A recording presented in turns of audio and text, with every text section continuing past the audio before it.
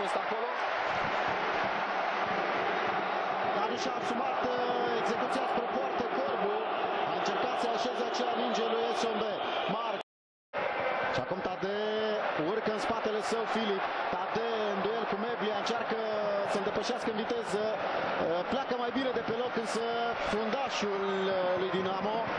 4 de ore mai târziu în deplasare contra celor de la Panturii Târgu Jiu. Ambele confruntări, desigur, în direct la DigiSport 1. Cu defensiva la 30 de metri, cu Tade la centrul terenului. O echipă foarte compactă, linii foarte aproape. Steaua, Filip, foarte bună ideea, atac acolo Tade, dar ajunge din nou Mevlia înaintea sa. Tare la minge, boala se afla însă foarte aproape de locul în care s-a petrecut duelul. Dinamoviștii continuă atacul Mevlia pentru Pulici. Pulici poate fi erou. Primește acolo Tade, însă Pulici reușește să pună foarte bine un picior în fața sa. Mevlia pentru Rotariu, aflat într-o zonă liberă, sprintează. Care, iată, reușește să confirme la Dinamo un jucător de asist, un jucător de pasă lungă. Și spuneam cât de bine a reușit. Dinamo a mai experimentat o asemenea situație. Duminică seară a avut om în plus în partida cu ASEA Târgu Mureș. Atunci s-a impus la limită.